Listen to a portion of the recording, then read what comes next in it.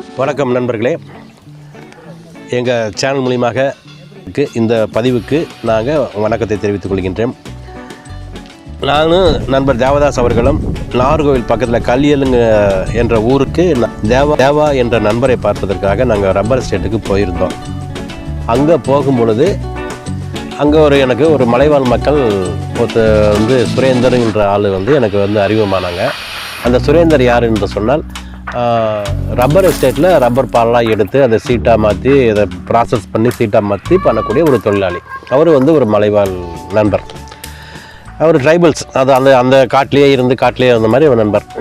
அப்போ நாங்கள் 2-3 நாள் அவங்க அந்த எஸ்டேட்டில் தங்கி இருந்தப்போ அவர் சொன்னார், இது மாதிரி கல் மூடாக்கு சமையல்னு ஒரு சமையல் இருக்குது சார். நாங்கள்லாம் காட்டுக்கு போனால் அந்த காட்டில் கல்லை சூடாக்கி, ஆற்றுல கிடக்கிற கல்லை எடுத்து சூடாக்கி அதில் நாங்கள் இறைச்சியோ அல்லது கிழங்குகளோ அதில் போட்டு இலையை போட்டு மூடி நாங்கள் சமைச்சு சாப்பிடுவோம். நாங்கள் பாத்திரம் தேவையில்லை, ஒன்றும் தேவையில்லை, விறகு மட்டும் இருந்தால் போதும், தீப்பெட்டி கூட தேவையில்லை சார், நாங்களே நெருப்பு உண்டாக்கிக்குவோம் அப்படின்னு சொன்னார்.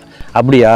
அப்படின்னா நான் நம்ம நியூ இயர் 2020 நியூ இயருக்கு முன்னாடி நம்ம அதை செய்யலாம் சார் அப்படின்னாப்புல. மரவள்ளி கிழங்குல நம்ம கல்மூடாக்கு சமையல் மூலியமாக நாம் அந்த கிழங்கை விதைச்சி சாப்பிட்றது. நம்ம வீட்டில் சாதாரணமாக பாத்திரத்தை தண்ணி ஊற்றி கிழங்கை வெட்டி போட்டு உப்பு போட்டு விதைச்சி சாப்பிடுவோம். இது பாத்திரம் தேவை. ஒரு காட்டுக்குள்ளே இருந்தால் அது எவ்வாறு நம்ம சுட்டு சாப்பிட்றது, நம்ம ஏற்கனவே பழைய காணொலியில் உங்களுக்கு கொடுத்துருக்குறோம். சுட்ட கடலையை பற்றி இது மாதிரி காட்டில் சுட்டு சாப்பிட்ற ஒரு இதை போட்டிருக்கோம். அதே போல் கல்மூடாக்கு சமையலில் மரவள்ளி கிழங்கை சுட்டு சாப்பிட்றது எப்படிங்கிறது இந்த காணொலியில் காட்சிப்படுத்தியிருக்கிறோம். அதாவது அந்த மரவள்ளி கிழங்கு நல்லா துண்டாக வெட்டி ஒரு பாத்திரத்தில் போட்டு உப்பு போட்டு வச்சுக்கிறோம். ஆற்றுல போயிட்டு 2 கல்லை நல்லா வளன்னு இருக்கக்கூடிய கல்லை தூக்கிட்டு அந்த கல்லை நல்ல விறகு ரப்பர் மரம், காஞ்ச மரம் பார்த்தீங்கன்னா அதை போட்டு நல்லபடி அடுக்கி வச்சு அதில் கல்லை வச்சு நல்லா கல் பலன்னு சூடாகின உடனே அந்த கல்லை மூங்கில் கொம்பு கொடுத்து தூக்கி ஒரு கீழே இலை, வட்டை இலைன்னு சொல்கிறாங்க, அங்கே நம்ம வாழை இலை கூட பயன்படுத்திக்கலாம். அந்த வட்டை இலையில் அந்த கல்லை வச்சு நல்லா துணியில் தொடச்சிட்டோம்னா உடனே தொடச்சிடணும், எனக்கு சூடு ஆறிடும். அது மேலே அந்த கிழங்கை தூக்கி போட்டு அந்த கிழங்கு மேலே நல்லா ஃபுல்லாக வட்டை இலையை போட்டு நல்லா மூடி நல்லா டப்பக்குச்சி மாதிரி எடுத்து அந்த மேலே ஓட்டை போட்டு அதில் 2 கிளாஸ் தண்ணி ஊற்றுனா இந்த கல் சூடானதுக்கும் நல்லா பலன்னு கொதித்த கல்லுக்கும் அந்த கல் மேலே ஊற்றுற தண்ணி, அது மேலே இருக்கிற கிழங்குக்கும் மேலே ஊற்றுற தண்ணி, 1 டம்ளர் தண்ணி 2 டம்ளர் தண்ணி ஊற்றுன உடனே நல்ல ஆவியில் நல்லா இலையை ஃபுல்லாக மூடி கையை வச்சு மூடின உடனே அதை ஊற்றின உடனே நல்லா அந்த ஸ்டீமிங்கில் ஒரு 10 நிமிஷம் நல்லா வெந்த உடனே ஒரு 10 நிமிஷம் கழித்து அதுக்கப்புறம் அந்த இலையெல்லாம் வாடினவுடனே அப்படியே எடுத்துட்டு அதை சாப்பிட்டா அப்படியே அருமையாக இருக்குது. இது ஒரு புது வகையான சமையல். உப்பு மட்டும்தான் பயன்படுத்திருக்கோம், மரவள்ளி கிழங்கு பயன்படுத்திருக்கிறோம், பாத்திரம் கிடையாது, விறகு கிடையாது. விறகுனா அந்த கல்லை மட்டும் சுட பண்ணி பண்ணுறோம். ஸோ ஒரு காட்டில் போய் கூழாங்கற்கள் மாதிரி நல்லா பல இருக்கிற கல்லை எடுத்து அதை நல்லா விறகு போட்டு நல்லா சூடாக்கி அதில் இந்த கிழங்கை போட்டு மேலே இலையை போட்டு மூடி அதில் தண்ணியை ஊற்றினோம்னா ஒரு ஓட்டையை போட்டு தண்ணியை ஊற்றினோம்னா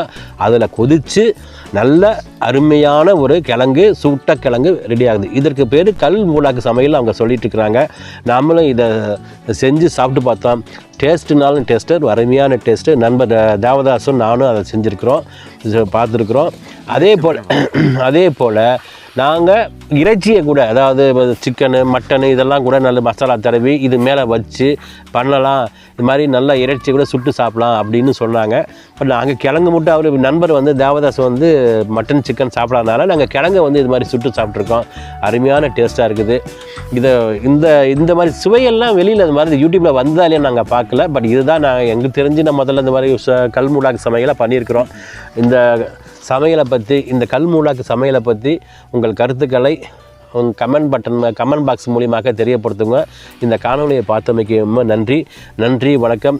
இப்படிக்கு சக்திவேல் அண்டு தேவதாஸ் இங்கே முசிறியிலிருந்து பேசுகிறோம். இது ரெக்கார்டிங் பண்ணது கலியலுங்கிற கிராமம், நாகர்கோவிலேருந்து ஒரு 60 கிலோமீட்டர் தூரத்தில் இருக்க கலியலுங்கிற கிராமம். இந்த உதவிய நண்பர் தேவா அவர்களுக்கும் அவருடைய குடும்பத்தாரர்களுக்கும் மற்றும் அந்த மலைவாழ் மக்களாக எங்களோடு பழகிய சுரேந்தர் அவர்களுக்கும் நன்றி தெரிவித்து விடைபெறுகிறேன். நன்றி, வணக்கம்.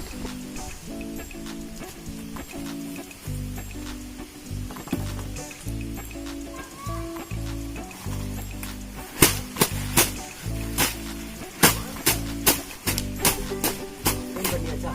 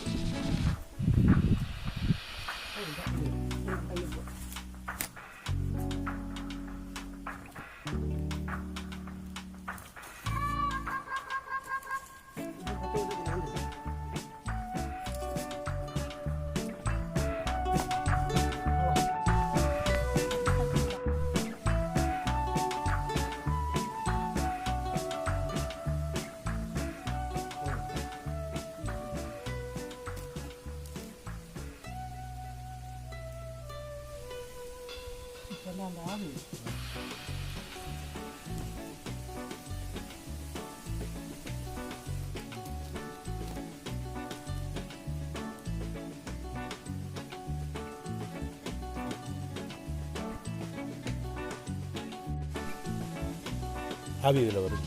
அது வந்து எடுத்து எக்ஸாக்ட் ஆகி உள்ளேருந்து இப்படி ஆவி வருது. அது வேக வந்து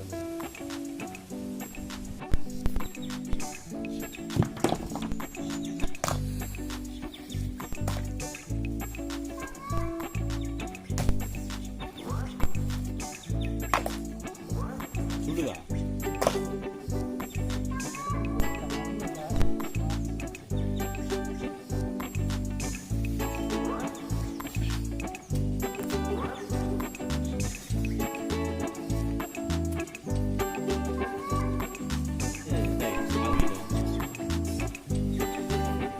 கலர் மாறி இருக்கு.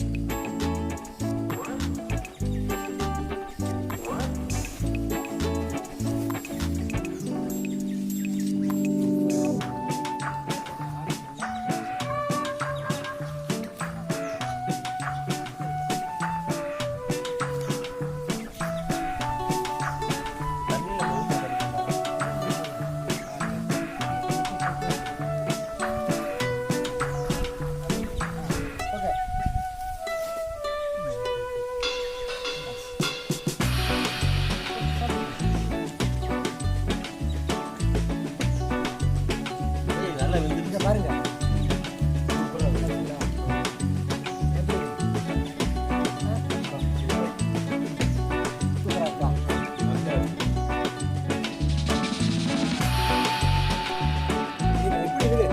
टेस्ट है आपका, हमारा टेस्ट है।